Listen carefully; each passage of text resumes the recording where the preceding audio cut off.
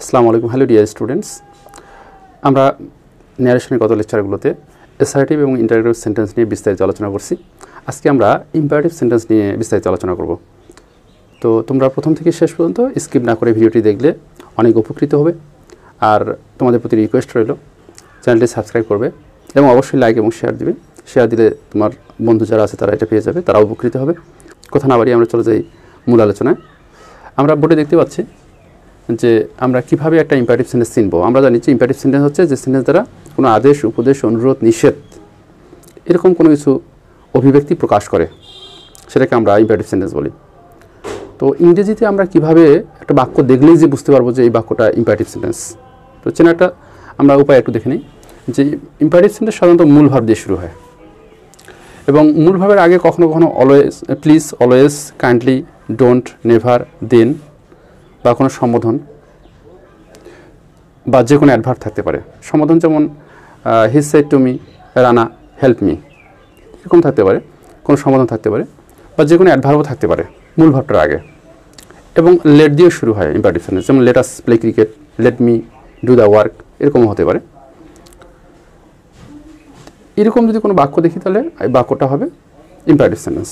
তো আমরা এখন ইম্পারেটিভ সেন্টেন্স যে ইনডাইরেক্ট করবো, ইনডাইরেক্ট করার একটু গঠনটা দেখে নেই। জেনারেলি ইম্পারেটিভ সেন্টেন্স এই গঠনে হবে।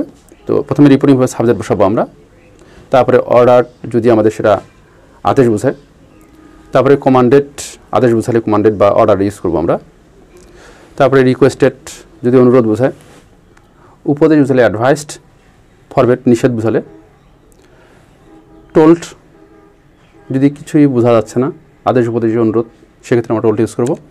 তারপরে আমরা রিপোর্টিং ভাবে যেটা অবজেক্ট আছে সেটা নিব, এরপর আমরা টু ইউজ করব। এরপরে ভার্বের বেস ফর্ম, যেহেতু টু এর পরে সবসময় এটা ইনফিনিটিভ, টু এর পরে বেস ফর্ম বসে। এরপরে এক্সটেনশনে কোনো যদি আমরা পার্সন পেয়ে যাই, ফার্স্ট পার্সন বা সেকেন্ড পার্সন, আমরা জানি যে ফার্স্ট পার্সন সেকেন্ড পার্সন, তাহলে সেটা পরিবর্তন করতে হবে, সেটা আমরা পরিবর্তন করে দেব। তো এবার আমরা দেখি একটি উদাহরণ দেখি ডায়রি নারেশনে। Rana said to me help me, Rana আমাকে বলো, আমাকে সাহায্য করো। নিশ্চয়ই বন্ধুরা তোমরা বুঝতে পারছো এটা আসলে কী বোঝাচ্ছে। অবশ্যই এটা হেল্প মি, আমাকে সাহায্য করো, অনুরোধ বোঝাচ্ছে। সেক্ষেত্রে আমরা কী ইউজ করবো? আমরা দেখতে পাচ্ছি রিপোর্টিং সাবজেক্ট রানা আছে, তো রানা আমরা রানা নিব। এরপরে সেটের পরিবর্তে আমরা এখানে যেহেতু এটা হেল্প মি অনুরোধ বোঝাচ্ছে, সেক্ষেত্রে আমরা রিকোয়েস্টেড ইউজ করবো, রিকোয়েস্টেড। তারপরে রিপোর্টিং ভাবে অবজেক্ট যে কোনো আমরা একটা নিব যেটা যেরকম ভাব প্রকাশ করবে। এরপরে আমরা রিপোর্টিং ভাবে অবজেক্ট যেটা আছে, অবজেক্ট মি আছে, মিটা নিলাম। এরপরে আমরা ইনভার্ট কমা উঠে গিয়ে আমরা টু ইউজ করবো। এর আগে আমরা কিন্তু অ্যাসার্টিভ বাক্যে দ্যাট ইউজ করছি, ইন্টারোগেটিভ বাক্যে আমরা ইফ বা ডাব্লিউএস থেকে ডাব্লিউএস ইউজ করছি। তো এই ক্ষেত্রে আমরা ইনভার্ট কমা উঠে গিয়ে টু বসবে।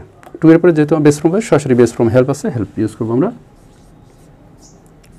এরপরে মিটা যেহেতু আমরা বলছি ভার্বের পরে যদি আরও কোনো কিছু অতিরিক্ত থাকে, সেটার ক্ষেত্রে যদি কোনো আমরা পার্সন পেয়ে যাই, ফার্স্ট পার্সন বা সেকেন্ড পার্সন, সেটা আমাদের পরিবর্তন করতে হবে।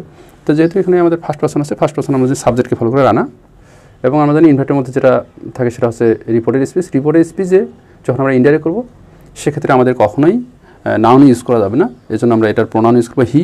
তো হিকে যদি আমরা এখানে বসাইতে চাই, হি যেহেতু সাবজেক্ট, কিন্তু এখানে মি আছে, মি হচ্ছে অবজেক্ট, অবজেক্টের সাবজেক্ট বসতে পারবে না, অবজেক্ট হয়ে বসতে হবে। তাহলে হি এর অবজেক্ট হচ্ছে হিম,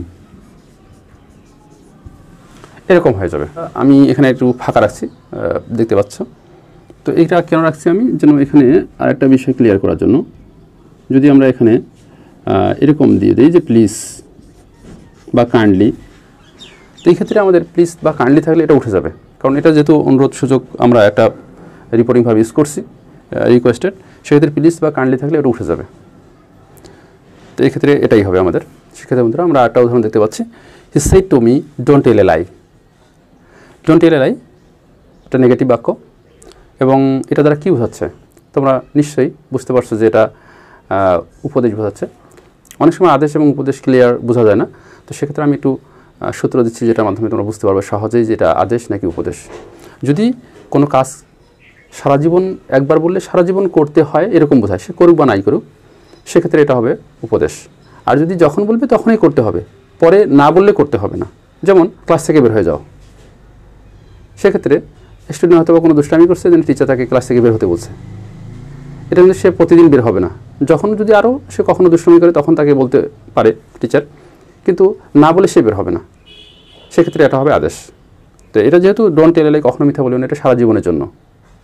তো সারা জীবনের জন্য যদি কোনো কিছু হয় তাহলে সেটা অবশ্যই উপদেশ হবে।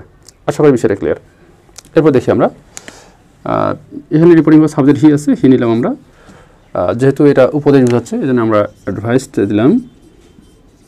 এরপরে রিপোর্টিং ভার্ব অবজেক্ট মি, এরপর ইনভার্ট কমা উঠে গিয়ে আমরা যেহেতু ডোন্ট দিয়ে বাক্যটা শুরু হয়েছে, আমরা এখানে বলছি যে টু বসবে, কিন্তু এখানে আসলে যদি নেগেটিভ থাকে তাহলে নট টু ইউজ করা যাবে, নেভার থাকলে নেভার টু ইউজ করা যাবে, এগুলো খেয়াল রাখবো আমরা। তো যেহেতু আমরা এখানে অ্যাডভাইস দিলাম সেই ক্ষেত্রে আমরা এখানে নট টু ইউজ করবো। তার মানে টু তো থাকবেই, টু এর আগে নট, যেহেতু নেগেটিভ অর্থ প্রকাশ করতেছে এই জন্য নট বসলো। এরপরে আমাদের মূল ভার্ব বসবে টেল এ লাই। অনেকে প্রশ্ন করতে পারে যে স্যার এটা তো নেগেটিভ, তো এখানে ফরওয়ার্ড দিয়ে আমরা করতে পারবো কিনা? অবশ্যই এটা ফরওয়ার্ড দিয়েও করা যাবে, ফরওয়ার্ড দিলে নটা বসবে না। যদি আমি এখানে অ্যাডভাইসের পরিবর্তে যদি আমি এখানে ফরওয়ার্ড ইউজ করি তাহলে সেক্ষেত্রে আমার এখানে নটটা বসবে না। তাহলে হবে হি forward me to tell a লাই, সে আমাকে মিথ্যা বলতে নিষেধ করলো, মিথ্যা না বলতে কিন্তু নয়, মিথ্যা বলতে নিষেধ করছে, আর মিথ্যা না বলতে উপদেশ দিয়েছে। এই বিষয়টা খেয়াল রাখবো আমরা। আরেকটা বিষয় আমি ক্লিয়ার করি, আমি কিন্তু এখানে পাস্ট অনুযায়ী করাচ্ছি, রিপোর্টিং ভার্বটা পাস্ট থাকলে কীরকমভাবে হবে। তো অনেক যারা এসএসসি এইচএসসি জেএসসির ক্ষেত্রে কিন্তু এই ভার্বটা অবশ্যই পাস্ট থাকবে, যেহেতু প্যাসেজ জেনারেশন থাকে। কিন্তু যারা চাকরি প্রত্যাশী কিংবা যারা অ্যাডমিশন দিবে তোমরা, তারা অবশ্যই খেয়াল রাখবে যে এখানে কিন্তু প্রেজেন্ট টেন্সও থাকতে পারে। প্রেজেন্ট হলে এখানে যেগুলো ইডি যুক্ত আছে সেগুলো ইডি হবে না, আর ফরওয়ার্ডটা ফরবিট হবে, আর টোলটা টেল হবে, এরকম খেয়াল রাখবো আমরা। আশা করি বিষয়টা ক্লিয়ার। তো সেক্ষেত্রে বন্ধুরা আমরা একটা বিষয় দেখি, সেটা হচ্ছে নেভার থাকতে পারে, এখন নেভার টেল এ লাই, এটাও অ্যাডভাইস বোঝাচ্ছে। তো সেক্ষেত্রে আমরা নট ইউজ করতে পারি, নট টু টেল এ লাই, সেক্ষেত্রে আমাদের এখানে নেভারের পরিবর্তে ইভার দিতে হবে, not to tell a lie ever, এরকম হবে। আরেকটা বিষয় সেটা হচ্ছে আমরা ফরওয়ার্ডও ইউজ করতে পারি, he forward me to tell a lie ever, তখন নট ইউজ করা যাবে না, যেটা আগের মতো আমরা দেখলাম। শিক্ষার্থী বন্ধুরা আমরা আরেকটা উদাহরণ দেখি, হি said to me go out from my class. এক্ষেত্রে আমরা কীভাবে এটা করব? তো প্রথমে সাবজেক্ট সব আমরা সেটের পরিবর্তে যেহেতু go out from my class, এটা যখন বলবে তখনই কাজটি করতে হবে, পরে কিন্তু নয়। তো যেহেতু এটা তখনই করতে হচ্ছে, এটা অর্ডার হচ্ছে, তাহলে হি অর্ডার মি, হি বলতে এখানে টিচার হতে পারে, ইনভার্ট কমা উঠে গিয়ে টু, বেস ফর্ম হচ্ছে গো আউট ফ্রম মাই, আমরা দেখতেছি এখানে মাই এটা ফার্স্ট পারসন, সাবজেক্টকে ফলো করবে, সাবজেক্ট হচ্ছে হি, হি পসেসিভ হচ্ছে হিস, যেহেতু মাইটা পসেসিভ। সেক্ষেত্রে বন্ধুরা আমরা আরেকটা উদাহরণ দেখি, যে হি said to me don't be upset. এই ডোন্ট বি আপসেট, আপসেট হইও না, এটা দ্বারা কিন্তু কোনো আদেশ উপদেশ অনুরোধ কিছু বোঝা যাচ্ছে না। সেক্ষেত্রে আমরা সেটির উপর যে টোল্ড ইউজ করবো, he told me, invert comma থেকে নট টু, তারপরে বি বেস ফর্ম মূলভাবের, তারপরে আপসেট। সেক্ষেত্রে বন্ধুরা আমরা একটা বিষয় ক্লিয়ার হয়, সেটা হচ্ছে যে আমরা এখানে দেখতে পাচ্ছি যে কখনো আমরা অর্ডার বুঝলে অর্ডার ইউজ করছি, রিকোয়েস্টেড ইউজ করছি, রিকোয়েস্ট বুঝালে অ্যাডভাইসড ইউজ করছি, ফরওয়ার্ড বুঝালে আমরা ফরওয়ার্ড ইউজ করছি, কিছু না বুঝালে আমরা টোল্ড ইউজ করছি। কখনো কখনো এগুলো ব্যতিরিক্তও আলাদা হতে পারে, যেমন এখানে বলছে he said to me don't go there, সেখানে যেও না, সে কিন্তু আমাকে এখানে একটি ওয়ার্নিং দিল। সেক্ষেত্রে রিপোর্টিং ভার্বটা কিন্তু ওয়ার্ন হতে পারে, সতর্ক করা। এরকম রিপোর্টিং ভার্ব কখনো কখনো আস্কড হতে পারে, কিংবা কখনো কখনো ইনকারেজড হতে পারে। যদি এই ভাবটা দ্বারা ইনকারেজ কোনো কিছু বোঝায়, উৎসাহিত করা কোনো কিছু বোঝায়, সেক্ষেত্রে আমাদের ইনকারেজড হতে পারে। এই ভাবটা যদি কোনো ইনভাইট করা বোঝায়, সেক্ষেত্রে ইনভাইটেড হতে পারে। এটা খেয়াল রাখবো আমরা, বিশেষ করে অ্যাডমিশন এবং চাকরি প্রত্যাশী যারা, তারা এটা খেয়াল রাখবো যে আমাদের অপশনগুলো ক্লিয়ারলি দেখতে হবে। অপশনগুলোর উপরে অনেকাংশে এটা ডিপেন্ডেন্ট, নির্ভর করে এটা। তো সেক্ষেত্রে আমাদের ভাবটার উপর ডিপেন্ড করে আমাদের চারটা অপশন থাকবে, চারটা অপশন দেখব কোনটা বেশি অ্যাপ্রোপ্রিয়েট মনে হচ্ছে আমাদের কাছে। সেক্ষেত্রে যেমন এখানে আমি ইউজ করছি he want me not to go there, এরকমটা হতে পারে। আশা করি বিষয়টা ক্লিয়ার। শিক্ষার্থী বন্ধুরা, ইনডাইরেক্ট নারেশনের ইম্পারেটিভ সেন্টেন্স আলোচনা করতে অনেক সময় লেগে যায়, তাই আমি লেটারের যে বিষয়টা, এটা পরবর্তী লেকচারে অপটেটিভ সেন্টেন্সের সঙ্গে আমি একসঙ্গে তোমাদের কাছে তুলে ধরব। তো আজকে এ পর্যন্তই। আমি আবারও বলছি, যারা এখনও আমার চ্যানেলটি সাবস্ক্রাইব করেনি তারা অবশ্যই চ্যানেলটি সাবস্ক্রাইব করবে।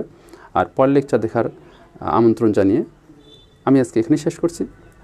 ভালো থাকো, সুস্থ থাকো এই প্রত্যাশায়। আল্লাহ হাফেজ।